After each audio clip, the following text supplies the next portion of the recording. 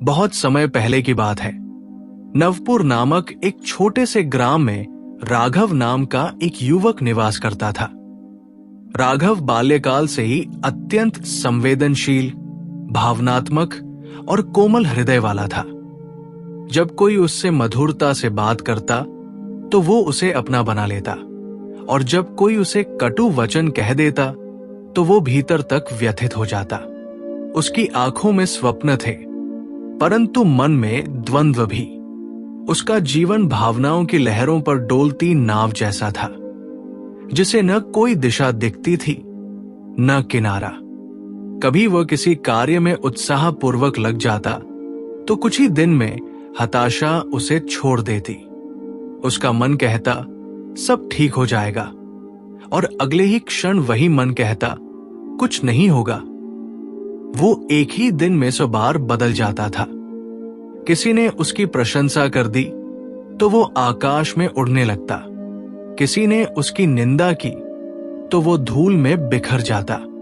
ये उसका हृदय था, जो बिना बुद्धि के निर्णय करता और उसे जीवन की हर राह पर उलझन देता।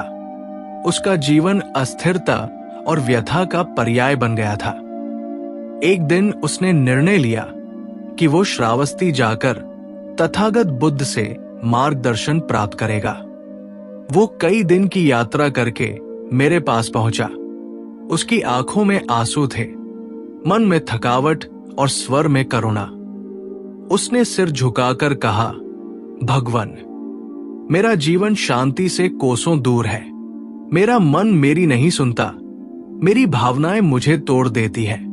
कोई मुझे थोड़ा भी तिरस्कार कर दे तो मैं व्याकुल हो जाता हूं। कोई मेरा साथ छोड़ दे तो भीतर से टूट जाता हूं। कृपा करके मुझे बताइए कि मैं इस पीड़ा से कैसे मुक्त हो सकता हूं। मैंने शांत भाव से उसकी ओर देखा और कहा, हे राघव, जब तू समुद्र में बिना पतवार की नौका लेकर चला हो तो शिकायत लहरों से क्यों? तू अपनी भावनाओं को नियंत्रित नहीं करता और फिर संसार को दोष देता है। तुझे चाहिए कि तू हृदय से पहले बुद्धि का दीपक जलाए। फिर मैंने उसे एक दृष्टांत सुनाया। एक बार एक युवा शिकारी वन में गया। वहां उसे एक सुंदर हिरनी दिखाई दी। वो उसकी सुंदरता पर मोहित हो गया। उसका मन भावनाओं से भर गया। उसने अपने तीरकमान नीचे रख दिए और मोहवश हिरनी के पीछे दौड़ने लगा। हिरनी भागती गई और शिकारी उसके पीछे भागता रहा, बिना दिशा, बिना विवेक के। अंततः वो एक गहरी खाई में गिर गया और गंभीर चोटों से घायल हो गया। यही होता है जब मनुष्य केवल दिल से चलता है और बुद्धि को त्याग देता है। राघव ने पूछा, भगवान, क्या प्रेम करना भी गलत है? मैंने उत्तर दिया, नहीं पुत्र, प्रेम एक दिव्य गुण है, परंतु जब प्रेम अंधा हो जाए, जब वो विवेक से रहित हो जाए, तब वो मोह बन जाता है, और मोह मनुष्य को नीचे गिराता है। मोह वो रस है जो भीतर विष बनकर फैलता है, और फिर वो व्यक्ति अपने ही दुख का कारण बन जाता है। मैंने कहा, भावना एक नदी की तरह है। यदि उसके दोनों किनारे विवेक और धैर्य के न हो तो वो बाढ़ बन जाती है, जो जीवन की हर वस्तु को बहा ले जाती है। परंतु यदि वही भावना बुद्धि के साथ चलती है तो वो सेवा, करुणा और सफलता की ओर ले जाती है। मैंने राघव को ध्यान की विधियां सिखाई। अपने भीतर उठती भावनाओं को देखना, उन्हें पहचानना और उनके पीछे भागने की बजाय उनसे प्रश्न करना। जब कोई तुम्हें अपमानित करे तो तू क्यों टूट जाता है? क्या ये अपमान तेरा स्वरूप है? यदि नहीं तो उसे मन में क्यों बसाता है? मैंने उससे कहा, बुद्धिमान वो नहीं जो भावना से रहित हो, बल्कि वह है जो भावना को समझकर बुद्धि से निर्णय करे। कुछ मास तक वो मेरे आश्रम में रहा। उसने मौन साधना की, आत्मनिरीक्षण किया और धीरे धीरे अपने मन को देखना आरंभ किया। उसने जाना कि हृदय की हर भावना सत्य नहीं होती और मन की हर बात मार्गदर्शक नहीं होती। एक दिन वो मेरे पास आया और बोला, भगवान, अब जब कोई मेरी प्रशंसा करता है तो मैं केवल मुस्कुरा देता हूं, भीतर उत्तेजित नहीं होता। और जब कोई मेरी निंदा करता है तो मैं सोचता हूं कि क्या उसमें कुछ सच्चाई है, और यदि नहीं तो उसे त्याग देता हूं। मैंने कहा, राघव, तू अब जागृत हो रहा है। तूने समझा है कि जीवन में जीत केवल भावना से नहीं, विवेक से होती है। दिल दिशा नहीं देता, केवल इच्छा देता है, और इच्छा यदि दिशा से रहित हो तो वो व्याकुलता बन जाती है। मैंने उसे समझाया, इस जीवन में तू किसी को नियंत्रित नहीं कर सकता, न रिश्तों को, न संसार को, परंतु तू अपने विचारों को, अपनी प्रतिक्रियाओं को, अपने निर्णयों को नियंत्रित कर सकता है। जब तू दुखी होता है तो वो इसलिए नहीं कि कोई तुझे दुख देता है, बल्कि इसलिए कि तू अपने मन को बिना सोचे समझे प्रतिक्रिया करने देता है। राघव अब बदल चुका था। उसने निश्चय किया कि वो अब अपने गांव लौटकर नए दृष्टिकोण से जीवन जिएगा। वो अपने भावों को दबाएगा नहीं, पर उन्हें विवेक से देखेगा। अब वो अपनी हार से भागेगा नहीं, पर उससे सीखेगा। अब वो केवल मन से नहीं, मस्तिष्क से भी चलेगा। मैंने उसे जाते समय कहा, राघव, इस जीवन में तू कई बार टूटेगा, तुझे धोखा मिलेगा, लोग तुझसे दूर जाएंगे, पर यदि तू अपने भीतर बुद्धि का दीपक जलाए रखेगा तो तू हर अंधकार को पार कर जाएगा। हृदय को मार्गदर्शक मत बना, उसे पथिक बना, और बुद्धि को सारथी बना। तभी तू इस जीवन रूपी रथ को मंजिल तक पहुंचा सकेगा। राघव जब नवपुर लौट कर आया तब उसका मन अब पहले जैसा नहीं रहा। पहले वो जब गांव में कदम रखता था तो हर किसी की दृष्टि और वाणी से प्रभावित हो जाता था। लोग क्या कह रहे हैं, कौन किसके साथ है, कौन उससे जलता है, इन सब बातों में वो उलझा रहता था। परंतु अब उसका अंतर्मन शांत था, स्थिर था। उसने बुद्ध से सीखा था कि जीवन में परिवर्तन बाहर नहीं, भीतर लाना होता है। ये परिवर्तन अब उसके आचरण, व्यवहार और निर्णयों में परिलक्षित होने लगा। गांव में लौटते ही उसे एक नई चुनौती मिली। उसके पिता, जो अब वृद्ध हो चुके थे, चाहते थे कि वो खेती को पुनः संभाले। वर्षों पहले राघव खेती में हाथ डाल चुका था, परंतु कुछ कठिनाइयां आते ही वो उसे छोड़ बैठा था। उस समय उसका हृदय कहता था, ये कार्य मेरे लिए नहीं है, और वो दूसरों की बातें सुनकर असमर्थता महसूस करता था। पर अब वो मनुष्य नहीं रहा। अब वो भावुकता से नहीं, बुद्धि से सोचता था। उसने खेतों में जाना आरंभ किया। फसल की स्थिति ठीक नहीं थी, पानी की कमी थी, उपकरण पुराने हो चुके थे और मजदूरों में उत्साह की कमी थी। एक दिन उसका एक पड़ोसी नत्थू, जो सदैव उससे ईर्ष्या करता था, गांव के चौराहे पर लोगों से कहने लगा, राघव फिर वही गलती करेगा। ये बस दिखावे के लिए खेत में जाता है, इसका मन तो कहीं और है। पहले यदि राघव ये सुनता तो उसका मन भीतर ही भीतर सुलग उठता। वह या तो लड़ाई करता या अकेले बैठकर दुखी होता। परंतु अब उसने केवल मुस्कुराकर सिर हिलाया और अपने काम में लग गया। उसने अपने खेतों में एक नई सिंचाई विधि अपनाई। गांव के युवकों को बुलाकर उन्हें काम दिया। उसने अपनी भावनाओं को मार्गदर्शक नहीं बनने दिया, बल्कि केवल आवश्यक प्रेरणा का स्रोत बनने दिया। पहले जहां वो लोगों की उपेक्षा को तिरस्कार मान बैठता था, अब वो उसे अवसर समझने लगा था।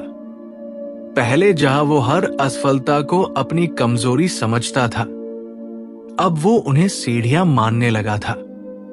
यही बुद्धि की शक्ति है जो जीवन के हर कटु अनुभव को भी मधुर बनाने का कौशल सिखा देती है। एक दिन गांव में एक सभा हुई। कई लोग एकत्रित हुए थे। विषय था, गांव की युवा पीढ़ी किस ओर जा रही है। कुछ बुजुर्गों ने कहा कि अब के युवा आलसी है। कुछ ने कहा कि वे उद्दंड है। तभी सभा में एक युवक उठा और बोला, राघव भैया ने जो परिवर्तन किया है उसने हम सबको प्रेरित किया है। उन्होंने हमें सिखाया है कि भावनाओं के पीछे भागने से कुछ नहीं होता। जीवन में स्थिरता, संयम और सोच की आवश्यकता होती है। ये सुनकर सभा में मौन छा गया। वही राघव जो कभी आलोचना से टूट जाया करता था, अब प्रेरणा बन चुका था। एक दिन वही नत्थु जो उसे कोसता था, अपने बेटे की बीमारी को लेकर राघव के पास आया। उसकी आंखों में लाचारी थी। राघव ने बिना एक शब्द कहे उसके बेटे के इलाज का प्रबंध किया। जब नत्थु ने धन्यवाद देना चाहा, तो राघव ने कहा, हम सब एक ही मिट्टी के बने हैं। यदि आज मैं तेरे लिए कुछ कर सका, तो इसका कारण ये नहीं कि तू बदल गया, बल्कि ये है कि अब मैं स्वयं को समझ चुका हूं। अब मैं अपने अहं को नहीं, अपने कर्तव्य को महत्व देता हूं। बुद्ध ने जो सिखाया था वो अब उसके जीवन का हिस्सा बन चुका था। उन्होंने कहा था, जो मनुष्य अपने हृदय की बात सुनता है वो भावनाओं में बहता है, और जो अपने मस्तिष्क की बात सुनता है वो दिशा पाता है। राघव अब दोनों का संतुलन बनाकर चल रहा था। जब कोई उसे अपमानित करता तो वो सोचता, ये मेरे भीतर कुछ जगाने आया है। जब कोई उसकी प्रशंसा करता तो वो सोचता, ये क्षणिक है, इससे विचलित नहीं होना। यही वो संभाव है जो केवल बुद्धिमत्ता से संभव है। उसने गांव के युवाओं के लिए एक शिक्षा केंद्र भी खोला। वहां वो केवल अक्षर ज्ञान ही नहीं देता था, बल्कि जीवन के निर्णय लेना, मन पर नियंत्रण पाना, भावनाओं से जूझना, ये सब भी सिखाता था। एक दिन एक छात्र ने उससे पूछा, भैया, जब कोई हमें धोखा देता है तो हमें क्या करना चाहिए? क्या दिल से माफ कर देना चाहिए या दिमाग से दूरी बना लेनी चाहिए? राघव मुस्कुराया और कहा, तुम्हारा सवाल बहुत गहरा है।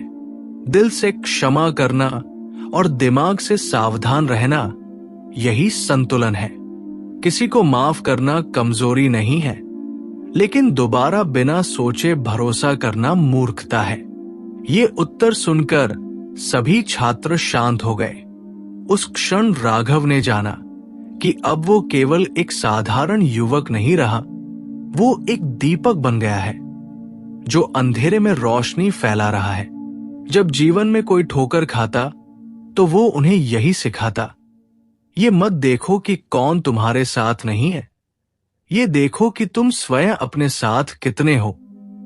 ये ज्ञान, ये विवेक उसे बुद्ध से प्राप्त हुआ था, और आज वही ज्ञान उसका सबसे बड़ा शस्त्र था। कुछ समय बाद नवपुर में एक प्रतियोगिता हुई। ग्राम सुधार योजना के अंतर्गत अनेक गांवों के युवा एकत्र हुए। सभी से कहा गया, अपने गांव की सबसे बड़ी समस्या और उसका समाधान बताओ। बहुत से लोगों ने लंबी योजनाएं बनाई, तकनीकी सुझाव दिए, लेकिन राघव ने केवल एक बात कही, जब तक हम अपने भीतर की उलझनों को नहीं सुलझाते, तब तक बाहर की कोई योजना सफल नहीं हो सकती। हमें चाहिए कि हम अपनी भावनाओं को पहचानें, अपने मन को संयमित करें और अपने निर्णयों को बुद्धि से लें। गांव स्वयं सुधर जाएगा। ये सुनकर निर्णायकों ने निर्णय लिया कि राघव को विजेता घोषित किया जाए। परंतु उस मंच पर भी राघव का स्वर शांत रहा। न उसने उछलकर कोई आभार प्रकट किया, न उसने गर्व किया। उसने बस सिर झुकाया और कहा, जो मैंने कहा वो मेरा नहीं है, वो बुद्ध की शिक्षा है जिसने मेरे जीवन को दिशा दी। और सच यही है, जीवन में केवल भावनाओं से नहीं, बुद्धि से चलना आवश्यक है। भावना केवल ऊर्जा देती है, लेकिन बुद्धि उसे दिशा देती है। कोई भी गाड़ी यदि केवल इंजन से चले परंतु स्टीयरिंग के बिना हो तो वो दुर्घटना का कारण बनती है। उसी प्रकार जीवन में दिल की भूमिका महत्वपूर्ण है, परंतु दिमाग उसकी दिशा निर्धारित करता है। जो मनुष्य केवल दिल से चलता है वो टूटता है, और जो केवल दिमाग से चलता है वो कठोर बन जाता है। परंतु जो दोनों का संतुलन बनाता है वही सच्चा विजेता कहलाता है। राघव की कहानी यही कहती है, दिमाग से खेलो, दिल से नहीं, तभी जीत पक्की होगी।